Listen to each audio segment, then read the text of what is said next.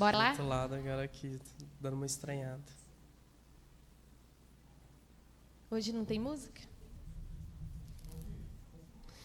Olá, queridos amigos do canal Empreendedores Livres, nossos parceiros, Canal Contabilidade, Sinalize, Produções Acessíveis e todos aqueles que nos prestigiam com sua audiência aqui no programa Empreenda Cast. Sejam muito bem-vindos. Hoje a nossa convidada é uma jovem mulher empreendedora, uma mulher incrível que eu sou suspeito para falar, porque inclusive ela é minha esposa também. Então seja bem-vinda, Sara Elisier. Muito obrigada. Olá, bom dia, boa tarde, boa noite para todo mundo que está acompanhando. É um prazer estar aqui hoje, né, como convidada do meu digníssimo esposo. Vamos lá. Isso. Você é empresária no ramo de acessibilidade no contexto artístico-cultural, né? Então, assim, a sua empresa está crescendo todo mês, está tendo muito sucesso, está num ritmo acelerado, e graças ao seu talento, né, estratégia e metodologia, não é isso? Sim. Bom, eu vou começar me autodescrevendo, tá? Eu sou uma mulher branca. Isso, perdão, esqueci. Eu sou uma mulher branca, de cabelos lisos no ombro, na altura do ombro. Estou usando uma camiseta preta com a logo da Sinalize no canto superior esquerdo, com uma faixinha verde Tiffany, que é a minha cor favorita. Bom, você perguntou sobre a minha empresa, né? Isso. Então, sim, Sinalize, a minha empresa de acessibilidade no contexto artístico-cultural. Foi recém-criada, né? Mas eu atuo no contexto educacional também, na Unifesp, né? Sou servidora pública e estou aí nesses dois campos, nesses dois contextos, né? Servidora pública e empreendedora. Tá, eu só vou voltar aqui também para eu fazer a minha autodescrição, né? Eu sou Felipe Galeano Martins, sou um homem branco, um cabelo curto, uma barba por fazer, curta, estou de camisa social azul escura e de calça preta. Bom, Sara, primeiramente, eu já comecei apresentando você como a minha esposa, né?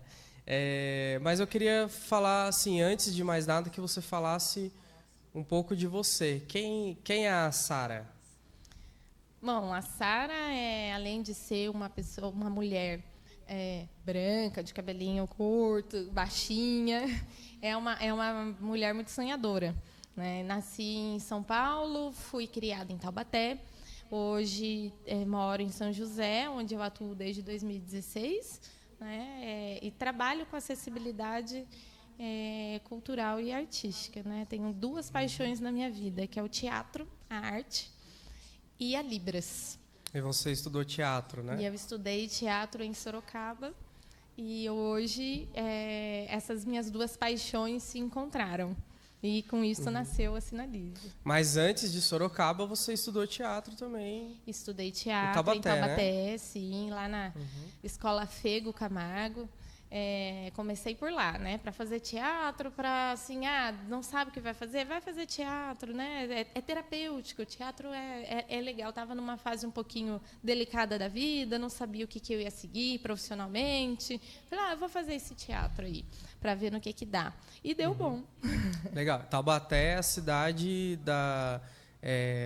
infelizmente é conhecida como a grávida de Taubaté, né, o parkour de Taubaté, mas é a capital literária infantil, capital da literatura infantil, nacional. É a terra do Monteiro Lobato. Né? E eu também, desculpa, gente, vou apresentar aqui, né? É que como eu estou do outro lado, eu não tô vendo a tela também, mas agradecer a Vitória, nossa intérprete de Libras, antes de mais nada, né? Ela está aqui fazendo a Libras para vocês. Obrigado, Vitória. Bom, voltando aqui, Sara.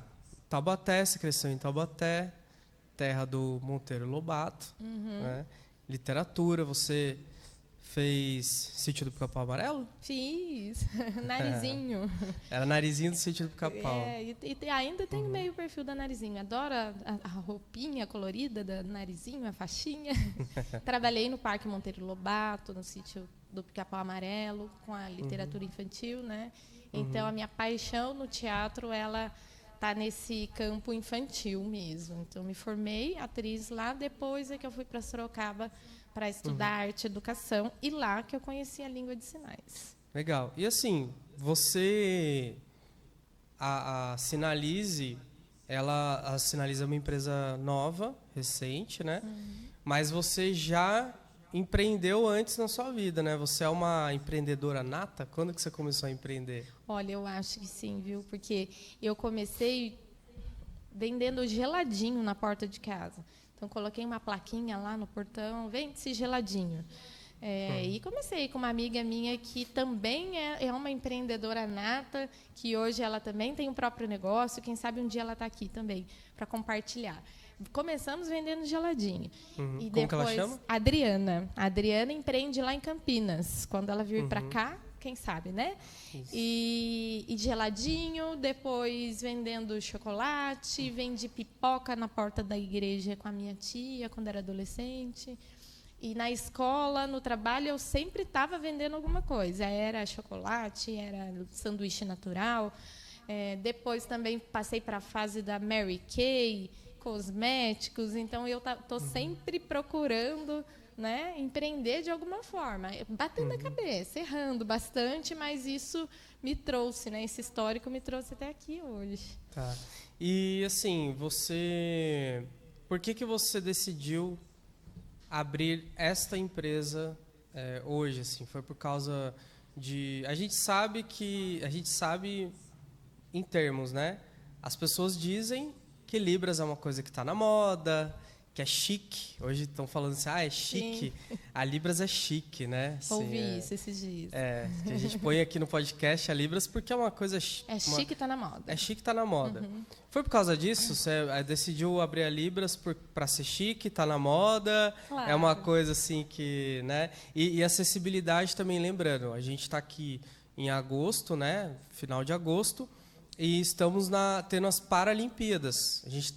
O tema acessibilidade é um tema que está muito em alta agora, só que este tema precisa ficar em alta. Esse tema precisa se manter em alta. A gente não pode deixar que, depois que acabar as Paralimpíadas, né, parar de falar das pessoas com deficiência. Né? A gente precisa, sim, dar voz, né, dar esse lugar de fala para que as coisas mudem, né? Para que cada vez as pessoas sejam mais incluídas nas atividades da sociedade, do mercado. Então, eu acho que é legal caminhar para a ideia de normalizar, né?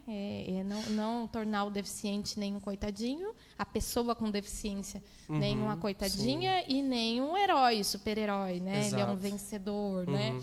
Não, ele é uma pessoa que tem uma deficiência, né? Tem uma condição de vida diferente da minha, né? Então, e o atleta paralímpico é um atleta. É um atleta, né? Antes de qualquer deficiência. Então, é normalizar, né? Sim. Então, assim, dito isso, a Sinalize nasceu porque a Libras está na moda? Ou foi por causa de uma coisa, assim, uma demanda reprimida no mercado, alguma coisa, uma necessidade? Tudo isso. Conta um pouquinho assim do porquê que a Sinalize existe, porque ela nasceu e o propósito, né, dela também. A demanda realmente existe e o fato de ser chique, estar na moda, também contribuiu para que essa demanda aumentasse, né? Então, desde que, no contexto artístico, né, porque, veja bem, a Sinalize, ela foca no atendimento de produções culturais e artísticas. E uma vez que os editais culturais passaram a ter esse olhar, voltar esse olhar para a acessibilidade, e um dos editais passou a exigir, inclusive, uma porcentagem, né, 10% da verba dos editais de fomento cultural devem ser destinados à acessibilidade. Então, isso despertou qual é esse edital? LPG, Lei Paulo Gustavo. ele passou a ser obrigatório, né? Então, a partir dele, os demais editais também começaram começaram não, já tinham um olhar, né? Já tinha uma preferência. Já citava acessibilidade, mas ainda não tinha essa força que tem hoje, né? Então, a LPG trouxe, a Lei Paulo Gustavo trouxe até um certo desespero dos produtores culturais, porque ninguém sabia fazer, ninguém sabe, tá todo mundo aprendendo a fazer acessibilidade. Só que agora, por bem ou por mal, tem que fazer. Vamos ter que fazer, vamos ter que colocar. Né? E como que a gente faz? Então, essa demanda chegou. É obrigatório. É obrigatório. Então, agora a gente tem que dar os nossos pulos, né, para fazer isso da forma correta. Então, assim, eu já atendia alguns espetáculos teatrais como pessoa física desde 2016. E aí começou a crescer, 16, 17, 18, já estava aumentando ainda, não tinha LPG, mas os editais, alguns artistas já estavam conscientemente procurando incluir, né, a Libras. E aí, assim, foi aumentando a demanda para mim e eu não fui dando conta. Desde quando que apareceu o primeiro projeto em você enquanto ainda CPF, né, autônoma? Você lembra o mês, o ano que aconteceu? Foi em 2016. 2016. Nossa, 2016, o primeiro espetáculo que eu fiz de acessibilidade aqui em São José dos Campos. Teatro do Rinoceronte. E aí, a partir dele, vieram vários outros. E eu comecei a perceber que, peraí, está aumentando demais. Eu estava passando, sempre passei, indiquei colegas e tudo mais, mas eu identifiquei aí uma necessidade, inclusive, de educar o público, né? Uma oportunidade de falar da acessibilidade para além da exigência da lei, né? Tá. E aí você decidiu, então, seguir segmentada no ramo de produções artísticas, teatrais, né? Então, você só faz hoje consultoria para produtores teatrais, produtores culturais, certo? Produtores culturais. Porque assim, a Libras ela surgiu para mim quando eu fazia o teatro, na aula de teatro, eu nunca vou esquecer dessa cena. Era licenciatura, né? Então era no curso aqui em Taubaté. Foi lá em Sorocaba, no curso de arte e educação, licenciatura, era obrigatório Libras para todos os cursos, 60 horas, básico. E a minha professora de também. Libras... Na minha faculdade também. Você fez também? Fui obrigado a fazer. Mas se perguntar, você aprendeu mesmo? Aprendeu o seu sinal, né? Qual é o seu sinal? Você sabe. O sinal é esse aqui, ó. F, aqui. Ó. Aí, viu? Vou tentar falar o meu nome. F-E... Felipe. Parabéns. Sinal. Isso. E a minha professora de Libras, ela é uma pessoa surda, lá de Sorocaba. E aí o discurso dela, a gente estava numa aula que eram todos os artistas juntos, né? Todos os estudantes de teatro, de música, dança e artes visuais. E ela falou assim, gente, vocês artistas, vocês precisam aprender Libras, porque nós surdos, a comunidade surda é apaixonada por arte e a gente não tem acesso. Então, por favor, aprendam Libras, porque eu quero ter acesso à arte, eu preciso da arte. Falei, uau. Aí esse discurso me pegou, então essa é a minha paixão, né? Depois eu vim estudar, passei a estudar Libras por conta disso. Falei, é teatro para pessoas surdas. O propósito da Sinalize teatro, acessibilizar o teatro para pessoas surdas. Isso, mais precisamente mediar a comunicação entre pessoas surdas e ouvintes no ambiente cultural e artístico, que é além do teatro, né? O teatro, a literatura, né? As rodas de conversa, poema, cinema, circo, dança, né? Então tem uma lista aí do contexto artístico que é muito prazeroso, por sinal. Sou suspeita, né? Tá. Eu percebi, né, que a Libras ela cresceu muito na pandemia, né? Porque pelo menos a minha percepção, né, porque eu não tinha muito contato até a gente se conhecer. Mas na pandemia vieram as lives, vieram as produções audiovisuais e com isso cresceu muito a demanda e essa demanda ela carece de profissionais bem capacitados no mercado, né? Então, assim, e aí falando da acessibilidade, né? Assim, você falou que você acabou de falar do propósito para Libras para o teatro. Então, assim, qual que é a importância da acessibilidade para a comunidade surda? Acessibilidade acessibilidade e inclusão são coisas diferentes. Tá. Acessibilidade, ela é dar acesso a, né? Então, para a pessoa surda, acessibilidade linguística, é um direito linguístico, né? Então, para começo de conversa, não é assim, eu vou te ajudar, né? Tem muito esse discurso do assistencialismo. Que legal, o meu espetáculo tem Libras. Mas está fazendo algo a mais, assim, parece algo além, né? E não, é um direito linguístico, né? E a acessibilidade, ela tem algumas dimensões, né? Então, a Libras, ela está dentro da dimensão comunicacional. Mas nós temos acessibilidade arquitetônica, que diz respeito ao espaço físico, estrutura física, para pessoas com diversas deficiências. Que a gente sempre lembra da rampa. A gente lembra da rampa. A rampa para cadeirante, mas é muito além disso, né? Quando começou a ficar na moda acessibilidade, então associava-se a palavra acessibilidade com rampa. Né? Aí as pessoas passaram a ver que, peraí, acessibilidade não é só isso. Mesmo assim, ainda está muito para ser melhorado, né? Assim, é só a gente andar pela calçada do nosso bairro que a gente vê. Às vezes eu fico pensando, né? Assim, eu ando na calçada do meu bairro, principalmente as construtoras, né? Fica a dica aí, construtoras. Cadeirante é teu cliente também, tá? Quando você for fazer um prédio...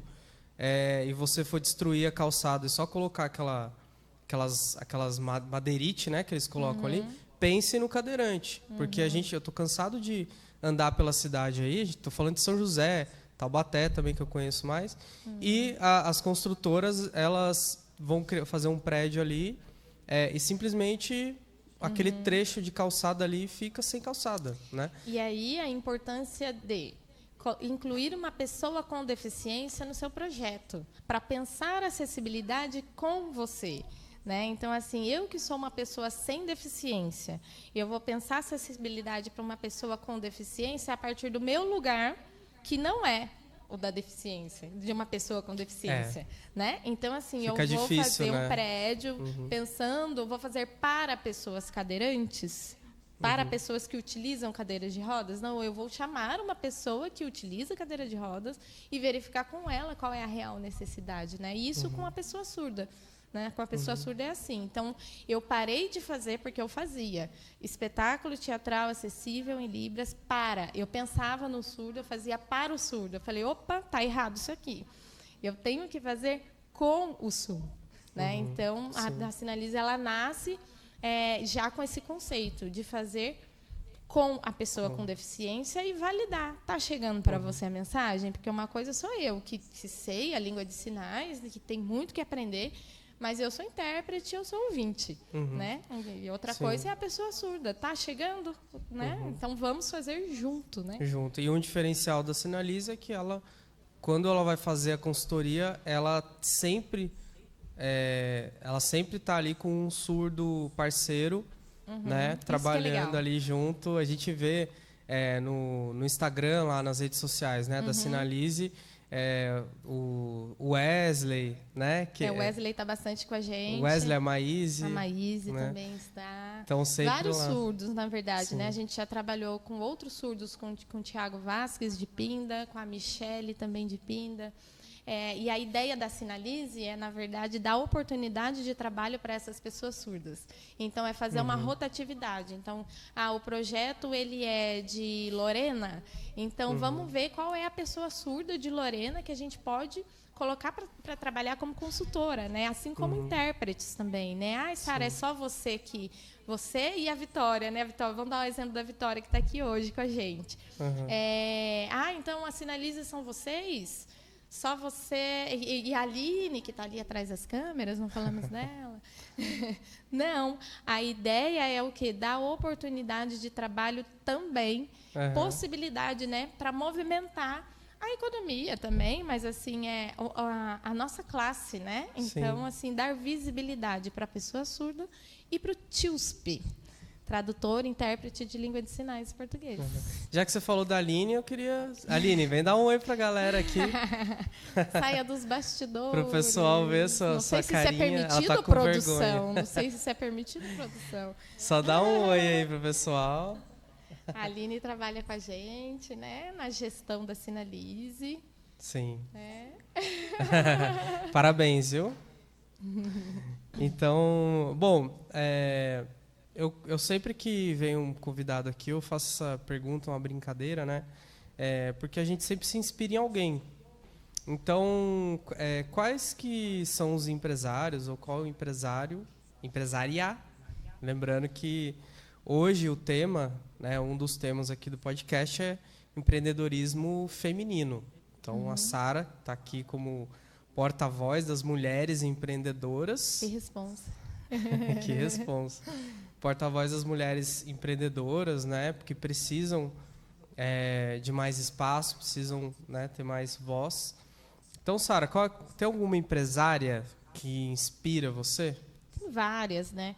Mas, assim, no meu contexto, né, na minha área, a empresária que me inspira muito é a Hannah Beer, da Inclua.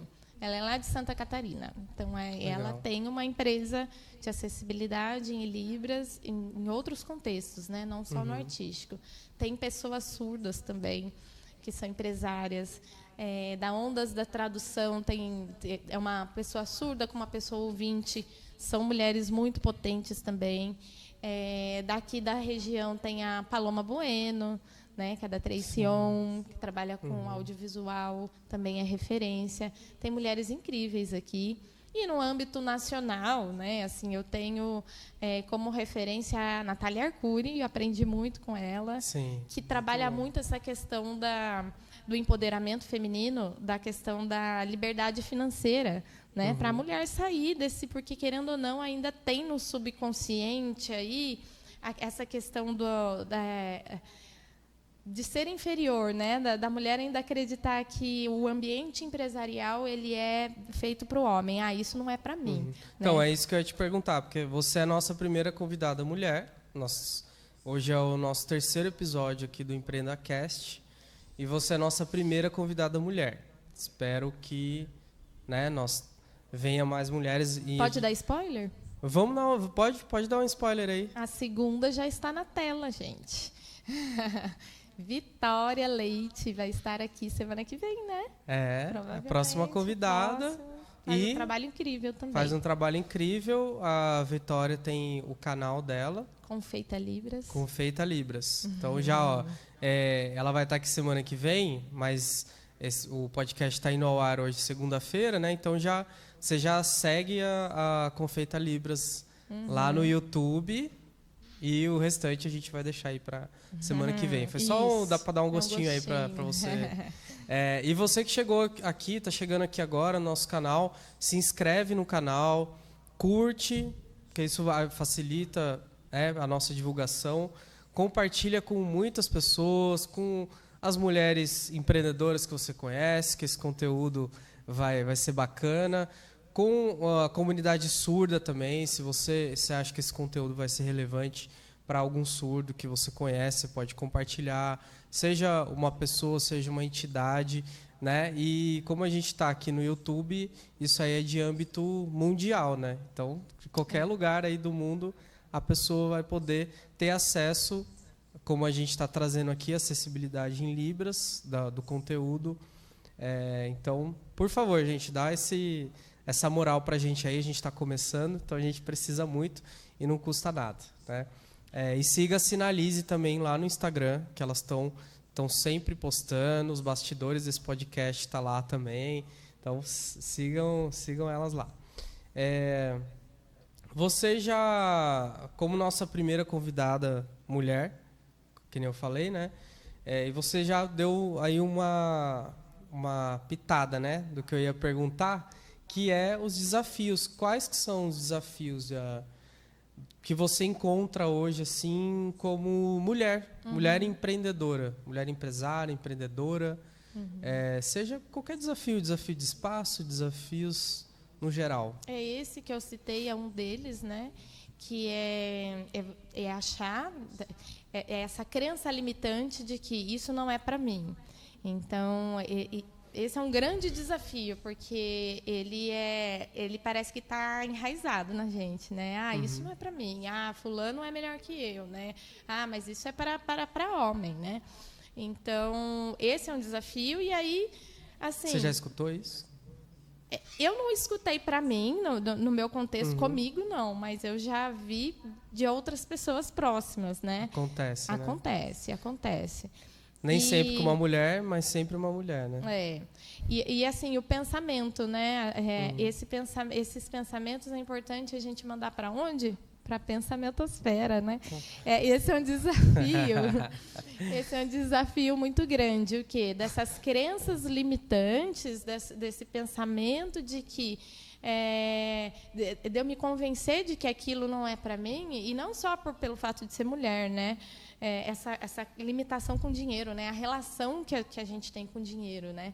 De não se permitir ganhar dinheiro, né? De achar que não pode lucrar, enfim. Historicamente, a mulher sempre foi dependente do homem. Exato. Financeiramente. Exatamente. A gente vê relacionamentos abusivos, isso acontecer também, né? Exatamente. Então, eu acho que um desafio grande tá mais nesse caminho aí de abstrair, sabe? Abstrair e focar. E você tem uma metodologia hoje, a Sinalize, né? Falo você, você está representando a Sinalize, mas como organização, né? A Sinalize, ela tem uma estrutura, né, de pessoas e você tem uma metodologia. Você pode falar um pouco assim dessa metodologia e como essas ferramentas de tradução, né, que vocês utilizam lá para até que tem esse desafio de educar o produtor artístico primeiramente, né, para trazer esse conceito para o processo criativo desde o início. Eu estou falando aqui, gente, porque eu estou no dia a dia lá também e vejo algumas coisas, né? Mas fala um pouco aí dessa metodologia que vocês trabalham. A Sinalize trabalha com processo tradutório, valoriza o processo tradutório do intérprete, que ele é, na maioria das vezes, ignorado, e às vezes pelo próprio intérprete mesmo, né? Os produtores, quem contrata o serviço... Não é só bater mãozinha, né? Pois é, acha que é. A gente chama hoje, Sara, amanhã, sábado, à tarde, tem um espetáculo. Você pode chegar meia hora antes, uma hora antes e pronto. Acha que é simplesmente chegar e bater mãozinha, né? Eu brinco que é só chegar lá e bater mãozinha. Não. Existe um processo tradutório, né? E a Sinalize, ela valoriza esse processo tradutório, está validando esse processo em todas as produções que a gente tem pego para fazer a Libras e sempre em equipe. Então, assim, tem um trabalho de 1h10, 1h30. Precisa de 2 intérpretes? Sim, precisa de 2 intérpretes. É lei. Acima de 1 hora de trabalho, é obrigatório ter revezamento, né? Então, esse já é um mito, né? De que eu vou colocar um intérprete só para ficar mais barato e tudo mais, e não. E ainda acha que é caro, né? E acha que é caro, né? Você manda um orçamento e o cliente... Acha que é caro porque acha que é só chegar lá e bater a mãozinha. É só na Sinalize, tá? Lá na Canal Contabilidade a gente não passa por isso, não. Não passa, né? O cliente sempre vê valor no nosso serviço. Eu acho que é um desafio de todo empreendedor, né? E aí a Sinalize tem esse processo tradutório que é realizado em 5 etapas. Então as pessoas ignoram isso completamente, não fazem ideia. O que é 5 etapas? Um processo tradutório? Sim, a gente primeiro recebe o conteúdo, e se é um espetáculo teatral, por exemplo, recebe o texto, estuda o texto, define a equipe, né? Com bastante antecedência. Com antecedência mínima de 15 dias. Aí define a equipe, 2 intérpretes, uma pessoa surda no mínimo, tá? Às vezes a equipe é maior. e uma pessoa que vai ficar no suporte tradutório também, que não necessariamente vai realizar a interpretação. Essa equipe toda vai estudar o texto. Depois a gente vai acompanhar o ensaio, que é a etapa 2. Depois a gente volta a estudar, que é a etapa 3. Faz reunião, alinhamento, pesquisa. Depois, etapa 4, que é, finalmente, a interpretação do espetáculo em si. E finaliza com a reunião de feedback e alinhamento para ver o que deu certo, o que não deu, o que precisa alinhar. Então, veja bem, são 5 etapas. É muito trabalho. É muito trabalho. Então, eu acho que é a metodologia, né? E é uma metodologia que ela é única da Sinalize, né? Foi criada. Eu não sei se outras pessoas têm valorizado o processo tradutório, né, em algum lugar do Brasil ou do mundo, né, que trabalhe dessa forma. E eu não sei assim. Para mim, isso não chegou ainda como um processo validado, né? Isso é um método oficial. Não, a gente tem feito porque o trabalho é a brecha que a gente tem para falar com o produtor, para se aproximar dos produtores, para levar a pessoa surda, para conviver com a pessoa surda e começar a transformar nesse processo de educação mesmo. E, assim, como falando nessa consultoria, metodologia, né? Quais que são as vantagens do produtor cultural, que o produtor cultural tem ao contratar uma empresa de acessibilidade do projeto dele? Qual a vantagem, né? Assim, porque eu vejo que tem uma resistência ali, né? Ainda a pessoa ainda fica pensando que isso é uma obrigação, né? Mas olhando além disso, né? Existem muitas vantagens, né, do produtor contratar uma acessibilidade. Sim, sim. Desde que isso é feito, né, um processo de consultoria, desde o início do processo, ali o produtor vai ter a oportunidade de quebrar essas crenças, né, que existem muitos mitos acerca da língua de sinais. A língua de sinais é universal. Todo surdo linguagem, é mudo. Né? É linguagem de sinal. O surdo, as terminologias que a gente usa, né? Então, assim, já tem uma oportunidade do quê? De quebrar essas barreiras, vencer esses mitos, sabe?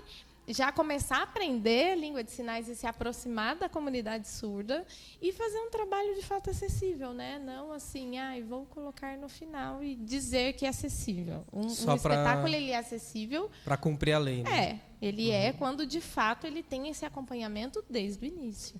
E ele é acessível quando acessível em quê, né? É importante dizer, porque a Sinalize ela é especializada na tradução e interpretação de Libras. Acessibilidade em Libras. Acessibilidade em quê? Né?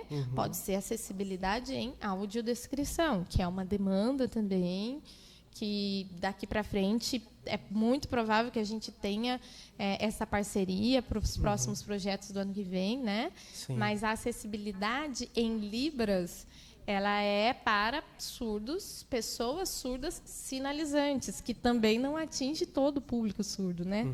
Então, assim, tudo isso o produtor vai ter a oportunidade de conhecer e aprender. Nossa, eu não sabia que Libras não atingia todos os surdos. Eu achei que você coloca Libras, todos os surdos vão entender, inclusive do mundo inteiro. Entendeu? Então, são conceitos, né, que a gente vai trabalhando desde o início e aí já é um processo educativo, né, de capacitação mesmo. Sim. Você falou isso, eu lembrei do público cego, né? E também lembrei, né, de fazer dar um recado aqui para vocês que esse podcast também está nas plataformas Deezer e Spotify, para facilitar também pensando nessa acessibilidade. Então, nós temos aqui a acessibilidade visual, que nem a Sara falou, né, do comunicacional da Libras, e está no Spotify e no Deezer também. Qual o conselho assim que você dá para as empreendedoras que se interessam? Porque tem muita gente que vai assistir esse podcast, uma mulher que está pensando em dar o próximo passo, mas, né, às vezes fica com receio de empreender. Então, qual conselho você daria para as empreendedoras que se interessam em começar e fazer o que você faz também? Bom, primeiro que assim, sonhar pequeno e sonhar grande dá o mesmo trabalho, não é? Ah, perfeito. Então, a gente começa por aí. Outro que... Trabalho duro nem sempre dá resultado. Nem sempre dá resultado. Precisa ser trabalho inteligente também. Exatamente, estratégico. Estratégico. Planejamento. Então, conselho, tempo de BC. O que é tempo de BC? Bumbum na cadeira. Tem que sentar e fazer coisa que você não está habituado a fazer, que você, de repente, julga que é chato, planilha, contabilidade. Eu tenho um marido contador e quem emite as notas fiscais da Sinalize sou eu, né?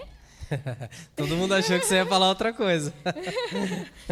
Sou eu. E eu julgava ser uma coisa de outro mundo. E eu falava, opa, peraí, contabilidade, planilha financeira, gestão... Não, isso não é para mim. Eu vou lá e vou interpretar, né? E, na verdade, não.